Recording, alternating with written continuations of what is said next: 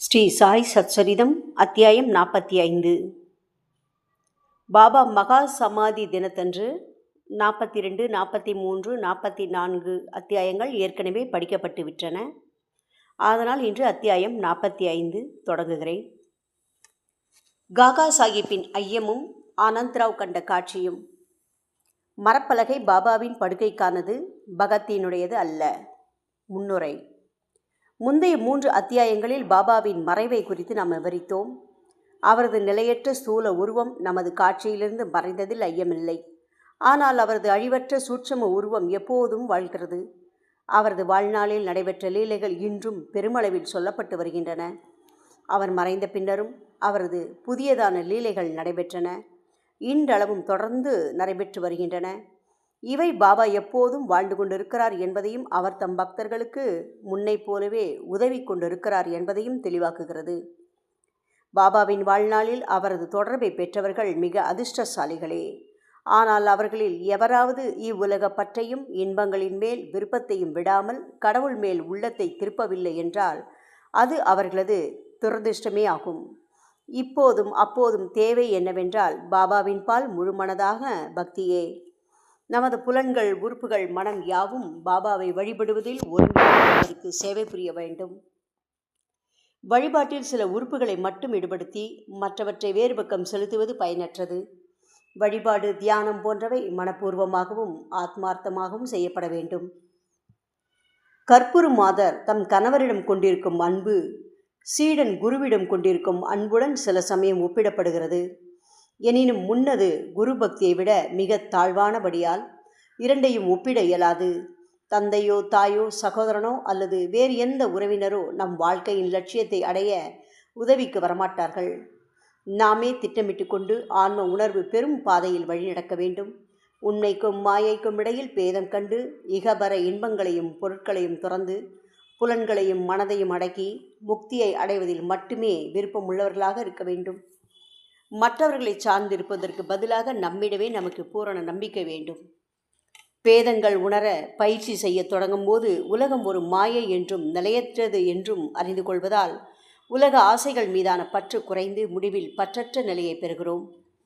பிரம்மம் என்பது நமது குருவை தவிர வேறல்ல என்றும் அவரே முழு நிச்சய நிலையில் நாம் காணும் அண்ட சராசரங்களிலும் வியாபித்து ஆட்கொண்டிருப்பதையும் உணர்ந்து அவரை எல்லா உயிர்களிடத்தும் கண்டு வணங்க தொடங்குகிறோம். இதுவே கூட்டு பிரார்த்தனை அல்லது பஜனை வழிபாடு. இவ்விதம் குருவாகிய பிரம்மத்தை மனமுருகி வழிபடும் போது நாம் அவர்களுடன் ஒன்றி ஆன்ம உணர்வை பெறுகிறோம். சுருக்கமாக, குருவின் நாமத்தை எப்போதும் ஸ்மரணம் செய்து கொண்டு இருப்பதும் அவரை தியானிப்பதும் எல்லா ஜீவராசிகளிலும் அவரை காணச் செய்து நம்மீது அழியாத பேரின்பத்தை சொரிகிறது. பின்வரும் கதை இதனை விளக்குகிறது. காகா சாஹிப்பின் ஐயமும் ஆனந்த்ராவ் கண்ட காட்சியும். ஏக்நாத்தின் நூல்களான ஸ்ரீமத் பாகவதம், பாவார்த்த ராமாயணம் இரண்டையும் காகா சாஹிப் தீட்சத்தை தினந்தோறும் வாசிக்க சொல்லி சாய்பாபா உத்தரவிட்டார் என்பது நன்றாக தெரிந்த விஷயம். காகா சாஹிப் தீக்ஷத் பாபா உயிருடன் இருக்கும் போதும் அவர் மறைந்த பின்பும் இதனை பின்பற்றினார். பம்பாய் சௌபாத்தியில் உள்ள காகா மகாஜனின் வீட்டில் ஒரு நாள் காலை காகா சாஹிப் தீக்ஷத் ஏக்நாத்தின் பாகவதத்தை வாசித்துக் கொண்டிருந்தார். ஷியாமா என்று அழைக்கப்படும் மாதவராவ் தேஷ்பாண்டேயும் காகா மகாஜனியும் புத்தகத்தின் 2வது அத்தியாயத்தில் 11ஆம் காண்டம் படிக்கப்படுவதை கவனத்துடன் கேட்டனர். அதில் ரிஷப குடும்பத்தைச் சேர்ந்த 9 சித்தர்கள் அல்லது நாதர்கள் என்று அழைக்கப்பட்ட கவி, ஹரி, அந்தரிக்ஷா, பிரபுத்தா, பிப்பலாயன், அவிர்ஹோத்ர, த்ருமில், சமஸ், கரபாஜன் முதலியோர் பாகவத தர்மத்தை ஜனகராஜனுக்கு உபதேசித்தார்கள். ஜனகர் 9 நாதர்களையும் மிக மிக முக்கியமான கேள்விகளை கேட்டார். அதற்கு அவர்கள் ஒவ்வொருவரும் திருப்திகரமான முறையில் பதிலளித்தார்கள். முதல்வரான கவி பாகவத தர்மம் என்றால் என்ன என்று விவரித்தார். ஹரி பக்தனின் குல நலன்களை விளக்கினார். மாயை என்றால் என்ன என்பதை அந்தரிக்ஷா விளக்கினார். மாயை எவ்வாறு கடப்பதென்பதை பிரபுத்தா விளக்கினார். பரபிரம்மம் என்பதை பிப்பலாயன் விவரித்தார். கர்மத்தை பற்றி அவிர்ஹோத்ரர் விளக்கினார். த்ருமில் கடவுள் அவதாரங்களையும் அவர் செயல்களையும் விளக்கினார். மரணத்துக்கு பின் பக்தன் இல்லாதவன் எங்கனும் கூலி கொடுக்கப்படுகிறான் என்பதையும் சமஸ் கூறினார். வெவ்வேறு யுகங்களில் வெவ்வேறு விதமான கடவுள் வழிபாட்டை பற்றி கரபாஜன் விளக்கினார். கலியுகத்தில் ஹரி அல்லது குருவின் பாதங்களை நினைவூட்டிக் கொள்வதே விடுதலைக்கு ஒரே வழி என்பதை எல்லா விளக்கங்களின் கருத்து. வியாக்கியானம் முடிவடைந்த பின்னர் மாதவராவிடமும் மற்றவர்களிடமும் காக்கா சாஹிப் மனஞ்சோர்ந்த குரலில் கூறினார், பக்தியை பற்றி 9 நாதர்களின் விளக்கமும் எவ்வளவு ஆச்சரியமானதாக இருக்கிறது. அதே நேரத்தில் அதை அப்பியாசத்திற்கு கொண்டு வருவது எவ்வளவு கடினம். நாதர்கள் பூரணத்துவம் பெற்றவர்கள். ஆனால் அவர்களால் விவரிக்கப்பட்ட பக்தியை நம் போன்ற அறிவற்றவர்கள் அடைவது சாத்தியமா? பல பிறவிகளுக்கு பின்னரும் நாம் அதை அடையப் போவதில்லை. பின்னர் எங்கனும் நாம் முக்தி அடைய முடியும்? நமக்கெல்லாம் கதி மோட்சத்திற்கான நம்பிக்கையே இல்லை என்றே தோன்றுகிறது. காகா சாஹிப்பின் இந்த சோர்வான எண்ணத்தை மாதவராவ் விரும்பவில்லை. அவர் கூறினார், வைரத்தை போன்ற பாபாவை குருவாக அடைந்த நல்ல அதிர்ஷ்டம் உள்ள ஒருவர் இவ்வளவு தாழ் உணர்ச்சியுடன் அழுவது பரிதாபமானது. பாபாவிடம் அவருக்கு அசைவற்ற நம்பிக்கை இருக்குமானால் ஏன் அவர் மனச்சலனமடைய வேண்டும்? நாதர்களின் பக்தி உறுதியானதாகவும் சக்தி வாய்ந்ததாகவும் இருக்கலாம். ஆனால் நமது பக்தி அன்பும் பாசமும் உடையதல்லவா? ஹரியினுடைய அல்லது குருவினுடைய பெயரை ஸ்மரணம் செய்து கொண்டிருப்பதே நமக்கு முக்தியை அளிக்கும் என்று பாபா நமக்கு ஆணித்தரமாக கூறவில்லையா? பின் பயத்துக்கும் கவலைக்கும் ஏது காரணம்? மாதவராவின் விளக்கத்தால் காகா சாஹிப் தீக்ஷத் திருப்தி அடையவில்லை. அன்று முழுவதும் அவர் நாதர்களின் சிறந்த பக்தியுணர்வைப் போல் தாமும் எவ்விதம் பெறுவது என்ற சிந்தனையிலும் எண்ணத்திலும் கவலையாகவும் மன அமைதியுற்றும் இருந்தார். அடுத்த நாள் காலை பின்வரும் அற்புதம் நிகழ்ந்தது. ஆனந்த்ராவ் பகாடே என்ற ஒரு பெருந்தகை மாதவராவை தேடி அங்கு வந்தார். பாகவத பாராயணம் அப்போது நடந்து கொண்டிருந்தது. பாகோடே மாதவராவின் அருகில் அமர்ந்து எதையோ அவரிடம் முணுமுணுத்தார். அவர் தாம் கண்ட தெய்வீக காட்சியை மெல்லிய குரலில் கூறிக்கொண்டிருந்தார். பாராயணத்துக்கு அவரது முணுமுணுப்பு சிறிது இடையூறாக இருந்ததால் காகா சாஹிப் படிப்பதை நிறுத்திவிட்டு மாதவராவை விஷயம் என்னவென்று கேட்டார். மாதவராவ், நேற்று உங்கள் சந்தேகத்தை எழுப்பினீர்கள்.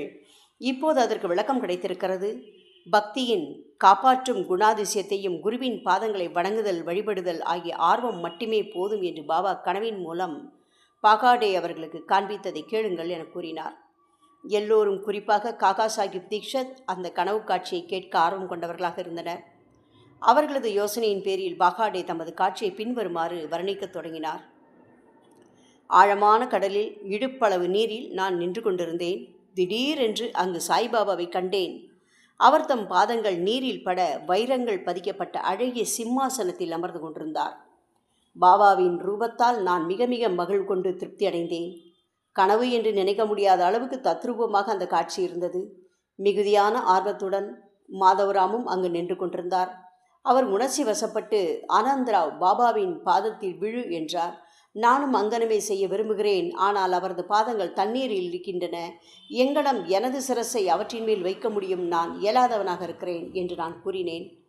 இதை கேட்டு பாபாவிடம் அவர் கூறினார், ஓ தேவா, நீரில் இருக்கும் தங்கள் பாதங்களை வெளியே எடுத்துக்கொள்ளுங்கள். உடனே பாபா தமது பாதங்களை எடுத்துக்கொண்டார். தாமதமின்றி நான் அவைகளை பற்றி கொண்டு வணங்கினேன். இதை கண்டு பாபா என்னை ஆசீர்வதித்து, இப்போது போ, உனது நன்மையை நீ பெறுவாய். பயத்துக்கோ கவலைக்கோ காரணமில்லை. எனது ஷாமாவுக்கு பட்டுக்கரை வேஷ்டி ஒன்றை கொடு, நீ நன்மை அடைவாய் என்றார். பாபா கனவிலிடப்பட்ட ஆணைக்கேற்ப பகாடே ஒரு வேஷ்டி கொணர்ந்து அதை மாதவராவிடம் கொடுக்கும்படி காகா சாஹிப் தீக்ஷத்தை வேண்டிக் கொண்டார். ஆனால் பாபா அதனை ஏற்றுக்கொள்வதற்கேற்ற ஏதாவது ஒரு குறிப்பு அல்லது யோசனை கூறினாலன்றி தாம் அதை ஏற்றுக்கொள்ளப் போவதில்லை என்று மாதவராவ் கூறிவிட்டார். சிறிது விவாதத்திற்கு பின் காகா சாஹிப் திருவுளச்சீட்டு போட தீர்மானித்தார். ஐயப்பாடுள்ள எல்லா விஷயங்களிலும் திருவுளச்சீட்டு போட்டு பொறுக்கி எடுக்கப்பட்ட சீட்டில் கண்டுள்ளபடி நடப்பது காகா சாஹிப்பின் நிரந்தரமான வழக்கம். இந்த குறிப்பிட்ட விஷயத்தில் ஏற்றுக்கொள்ள, தள்ளிவிட என்ற 2 சீட்டுகளில் எழுதப்பட்டு பாபாவின் படத்தின் அடியில் வைக்கப்பட்டு ஒரு குழந்தையால் ஒரு சீட்டு எடுக்கும்படி கேட்கப்பட்டது. ஏற்றுக்கொள்ள என்று சீட்டே குழந்தையால் எடுக்கப்பட்டு வேஷ்டியும் மாதவராவிடம் கொடுக்கப்பட்டு அவரால் ஏற்றுக்கொள்ளப்பட்டது. இந்த விஷயமாக ஆனந்தராவ், மாதவராவ் இருவருமே திருப்தி அடைந்தனர். காகா சாஹிப்பின் பிரச்சனை தீர்ந்தது. மற்ற ஞானிகளின் மொழிகளுக்கு மரியாதை கொடுக்க இந்த கதை நம்மை ஊக்குவிக்கிறது. அதே சமயம் நமது அன்னையிடம், அதாவது குருவிடம் முழு நம்பிக்கை கொண்டு அவரது அறிவுரைகளின்படி நடக்கவும் கூறுகிறது. ஏனெனில் அவர் வேறு எவரையும் விட சிறப்பாக நமது நலத்தை அறிகிறார். பின்வரும் பாபாவின் மொழிகளை உங்கள் உள்ளத்தில் ஆழ பதித்து கொள்ளுங்கள். இந்த உலகில் எண்ணற்ற ஞானிகள் இருக்கிறார்கள். ஆனால் நமது தந்தையே, குருவே உண்மையான தந்தை, நிஜமான குரு. மற்றவர்கள் பல நல்ல விஷயங்களை கூறலாம். ஆனால் நமது குருவின் மொழியை மறக்கவே கூடாது. சுருக்கமாக, உங்கள் குருவை முழு மனதுடன் நேசியுங்கள். அவரிடமே பரிபூர்ண சரணாகதி அடையுங்கள்.